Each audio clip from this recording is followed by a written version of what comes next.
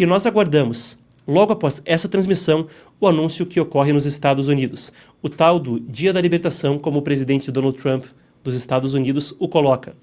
Ele deve anunciar tarifas recíprocas mundialmente. Ele diz que isso significa o que quer que nos cobrem, nós cobraremos deles. Isso foi anunciado já lá atrás, no dia 13 de fevereiro. A gente aguarda o pronunciamento, como eu disse, e haverá tradução simultânea e cobertura especial. Logo depois dessa transmissão, a gente vai para lá. Ele publicou um vídeo nas redes sociais dele. Eu creio que mesmo que temos aqui o vídeo de Donald Trump, se a gente tiver, a gente pode assistir. Então é uma colagem de uma série de notícias onde ele fala reiteradamente sobre como manufatureiras, grandes empresas, foram para os Estados Unidos após os anúncios de tarifa. Ele alega que isso é para reindustrializar a nação, cessar o que ele considera ser exploração tanto por aliados quanto por adversários. Nas palavras dele, isso é para retomar uma era de ouro dos Estados Unidos. Alguns críticos dizem que não é por aí, que isso pode criar uma disrupção na economia global, no comércio. A nossa redação falou com alguns economistas e especialistas, alguns veem isso com bons olhos, apesar de dizerem que, num período inicial, haverá disrupção, algo que o próprio Trump já disse que deve acontecer. Alguns dizem que é imprevisível e que pode gerar disrupções que ainda não são imaginadas no comércio global mais adiante. Mesmo pela velocidade da medida, muito permanece incerto, a gente vai ver se as coisas se esclarecem adiante. Tem muita coisa que não é clara. Mesmo a tese de que isso pode reindustrializar o país, bem, vale acrescentar que, por exemplo, uma apuração que a gente traz é de que uma picape F-150 da Ford, mesmo se produzida nos Estados Unidos, conta com peças de 24 países nas quais pode incidir tarifas. Então, não é claro como bens produzidos nos Estados Unidos, bens complexos, profundamente encadeados na cadeia de comércio global, devem ser produzidas. Vale a pena a gente acrescentar também questão aí quanto ao Brasil. Eu quero que vocês vejam uma das imagens que a gente traz aqui ao lado. Isso é o que foi chamado pelo próprio secretário do Tesouro, Scott Bessent, de Dirty 15, os 15 sujos. Não é exatamente isso, mas ele disse que o problema principal são os 15% dos países onde há um déficit comercial com os Estados Unidos. Ele não citou nominalmente, essa é a nossa apuração com base em dados oficiais dos Estados Unidos. Vocês veem a China, a União Europeia, liderando por ali, também se lê Taiwan, Japão e alguns outros parceiros. Então, enquanto não é claro como isso deve acontecer na prática, já há esse anúncio de que o foco será nos 15% onde há o principal problema de déficit comercial. Com base nesse número, a gente traz aí também os 15, numericamente, que são os principais com déficit, ou com os quais, melhor dizendo, os Estados Unidos têm déficit comercial. A nuance está que, para você manter em vigor coisas como essa, tarifas, isso exige mão de obra, burocracia, e muitos especialistas falam que é difícil fazer com que elas sempre estejam em vigor. Vocês veem que o Brasil não está citado aí nessa lista dos 15. Os Estados Unidos é superavitário no comércio com o Brasil. A gente tem aqui uma matéria de mais cedo do Wall Street Journal que diz: o Brasil parece um vencedor na guerra comercial global. Enquanto sim, o Brasil foi citado nesse anúncio aqui, isso é o press release, a nota à imprensa, em 13 de fevereiro, lá atrás, quando essas medidas foram divulgadas. O Brasil foi citado nominalmente, mas porque o Wall Street Journal diz que ele poderia ter uma vitória, uma posição positiva na guerra comercial. Bem, o Brasil é, por exemplo, o principal manufatureiro, segundo esse artigo, de sapatos fora da Ásia, e com tarifas mais altas sobre a China e outros produtores, isso poderia gerar um mercado favorável para os Estados Unidos, melhor dizendo, para o Brasil dentro dos Estados Unidos. Além disso, as coisas que pararia de vender para os Estados Unidos onde não fizesse mais sentido, poderia encontrar demanda em outras nações, por exemplo, potências asiáticas. Há também um projeto que progrediu em uma comissão do Senado ontem, ainda tem que passar por Câmara e por sanção presidencial, mas que daria ferramentas para o Executivo lidar com situações como essa. Muito bem, para a gente entender melhor o assunto, eu converso agora com Jorge Ferreira dos Santos Filho. Ele que é especialista em Trade Finance e Câmbio, é doutor e professor pela ESPM. Vamos lá então, temos o doutor? Temos então, vamos lá. Boa tarde, doutor, consegue me ouvir? Boa tarde, tudo bem? Bom, perfeito. Vamos lá então. Doutor, primeiro eu queria entender do senhor como, em que setores essas tarifas devem pesar mais. Claro que a gente ainda aguarda o anúncio do presidente americano, mas o que a gente pode esperar disso em relação ao Brasil e como isso deve afetar a economia por aqui? Primeiro a gente tem que fazer, você já citou aí, fazer referência ao que já foi citado pelo próprio governo, pelo próprio Trump no passado, né? A gente tem aquela discussão sobre a exportação do aço brasileiro, a tarifa do aço brasileiro. O Brasil exporta 50% do seu aço para os Estados Unidos. A realocação dessa commodity seria muito difícil num curto prazo para a economia brasileira, mas a economia americana também sentiria bastante, né? A gente tem que considerar que o aço é um insumo base para uma série de indústrias.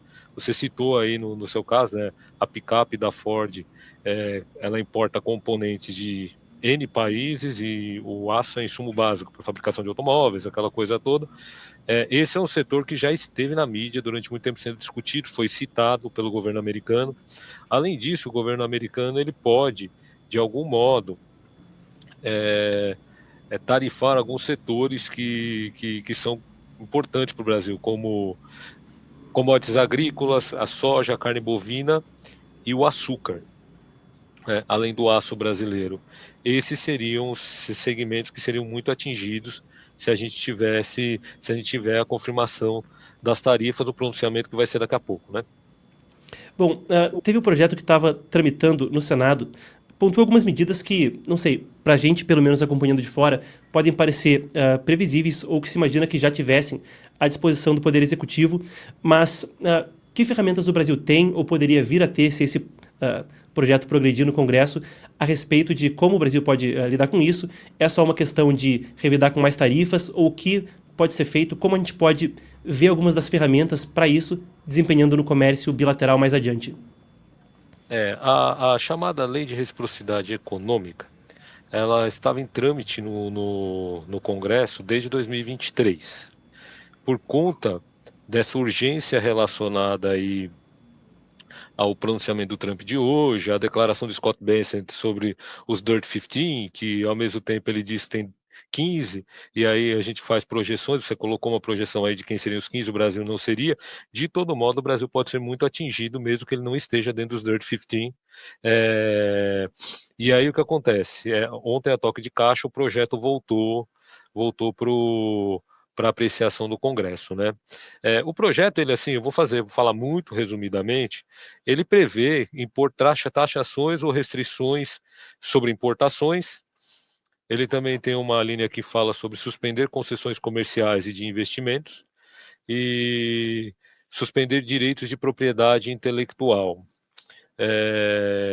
Ou seja, o projeto permitiria que o Brasil retaliasse nessas frentes. De todo modo, o governo tem sinalizado, tem falado insistentemente que a resposta de contraposição de tarifas está na mesa, mas o governo prefere conversar, né? Recentemente, essa semana, inclusive, o presidente falou: eu não vejo problema nenhum de ligar para o Trump para falar sobre as tarifas, não é? Então, assim, eu entendo que a saída de negociação seja melhor para o Brasil.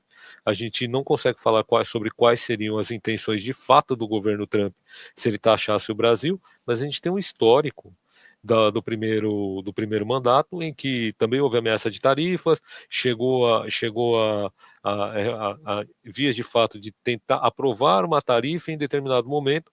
Esse foi o mote para o Brasil sentar na mesa, negociar, e foram estabelecidas as cotas, né? Eu entendo que a gente está em vias de acionar um dispositivo legal para retaliar as tarifas, o que não é negócio para ninguém.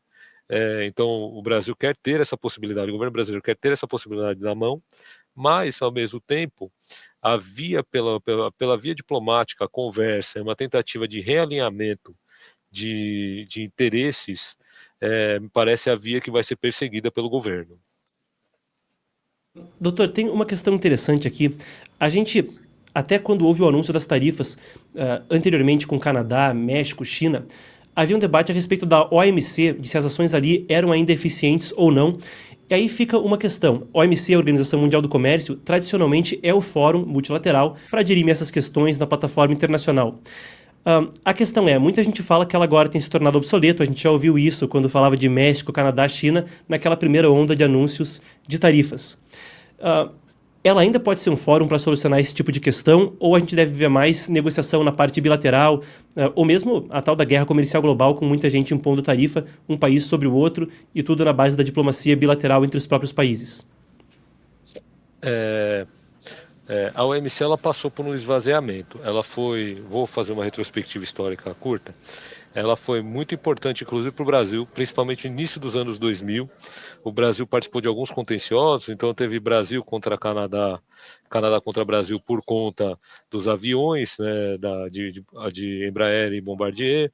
O Brasil entrou com uma ação contra os Estados Unidos num painel sobre algodão. Depois o Brasil entrou contra a União Europeia num painel contra a União Europeia, num painel sobre o açúcar. Só que desde 2017 a OMC, ela, como eu falei, ela passou por um esvaziamento. Por quê? Porque o coração do OMC é o órgão de solução de controvérsias. E ele tem passado por uma série de dificuldades, teve embargo do governo dos Estados Unidos à nomeação de novos juízes.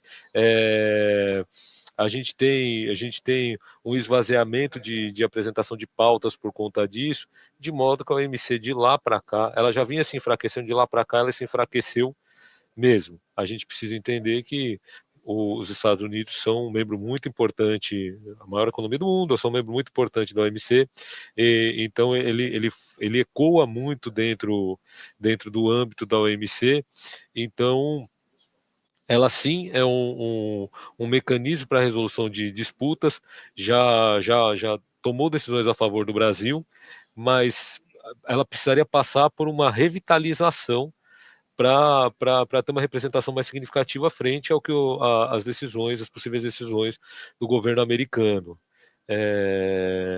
A gente teve ao longo dos anos também a ascensão do protecionismo, não foi só os Estados Unidos que trouxe dificuldades para a OMC, os países, de um modo ou de outro, acabaram olhando mais para os seus posicionamentos regionais, né? Principalmente pós-Covid. Então, assim, ela ainda é o órgão de solução para esse tipo de controvérsia? Mas, do modo como ela está, ela não seria efetiva nesse momento. Esse é o meu entendimento, né? E, doutor, uma das questões que a gente estava trazendo na reportagem é de que, quando você prioriza um país quanto a tarifas, por exemplo, o tal do Dirty 15, que o secretário do Tesouro, Scott Bessent, falou, a gente está correto nessa apuração de que, muitas vezes, pela quantidade de burocracia envolvida, de gente envolvida, de dificuldade, tem que haver uma priorização de que países vão ser mais fiscalizados ou menos fiscalizados, que muita coisa passa na peneira? É realmente por aí? Sim. Você precisaria de aumentar o staff de monitoramento, né? Os Estados Unidos está falando de 15 grandes países e uma quantidade de produtos e serviços em cada um desses países.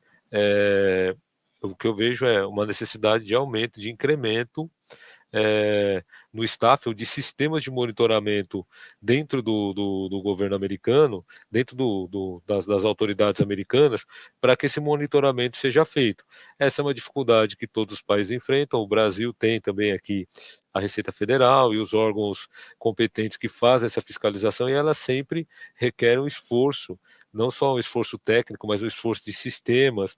Então, assim, né, é uma questão pertinente, assim, vamos anunciar as tarifas, vamos colocá-las em vigor, se for esse o caso, daqui a pouco a gente descobre, e aí, como faremos o monitoramento? Como efetivamente vamos fazer o acompanhamento da quantidade de carga que entra, o monitoramento dos fluxos financeiros de pagamento, a apuração das cotas, se for ter cota, né? Isso requer a construção de uma estrutura. E eu não sei se os Estados Unidos, se o aparato burocrático dos Estados Unidos está pronto para fazer esse monitoramento, né? E, doutor, para a gente encerrar, essa é a última pergunta, talvez seja uma questão especulativa, mas estou aqui aproveitando o conhecimento do senhor, e eu também, claro, estou interessado no assunto. Se a gente, falando dessa questão de protecionismo e de comércio global, a gente pode estar diante de um mundo que vai estar cada vez mais insular, onde os países estão se isolando cada vez mais, ao contrário do que foi a tendência ao longo das últimas 2 décadas, de um mundo cada vez mais globalizado, uma economia que cada vez mais transita por uma série de países. A gente falava de uma F-150 da Ford aí, com peças de 24 países. Isso pode ser o prelúdio de uma tendência, para o contrário, de uma renacionalização das economias? O primeiro movimento que a gente já pode notar, principalmente motivado assim. Pós-Covid, realmente a gente teve um movimento de regionalização e ele vem se intensificando ao longo do tempo. O catalisador recente para esse movimento de regionalização e reposicionamento dos países é a ameaça constante do Trump nos últimos meses, desde que ele assumiu, de trazer as tarifas. Esse posicionamento do Trump, da gestão Trump, né? A gente fala da gestão, né? Não só da pessoa. Ele traz consigo algumas necessidades de reposicionamento. Por exemplo, essa semana já saiu notícia de que Japão, Coreia do Sul e China estão abrindo diálogos para conversarem sobre um possível reposicionamento no comércio intra-região por conta das tarifas do Trump, porque esses países possivelmente seriam afetados e eles vão ter que realocar produção e distribuição. Então, o que a gente pode ver no primeiro momento, você falou em insulamento, quer dizer, a economia insular é aquela que se isola, o que eu vejo um primeiro momento, antes da gente chegar no insular, na economia insular, é uma tendência a olhar a regionalização, como esse caso específico que eu citei dessa semana já aconteceu, que no Extremo Oriente, as grandes economias já se posicionando para tomar decisões. Se formos afetados pela decisão da economia americana, como vamos restabelecer negociações, redirecionar fluxo de comércio, fluxo de produção, dentro do que seria o nosso âmbito aqui, que é o âmbito pacífico, por exemplo.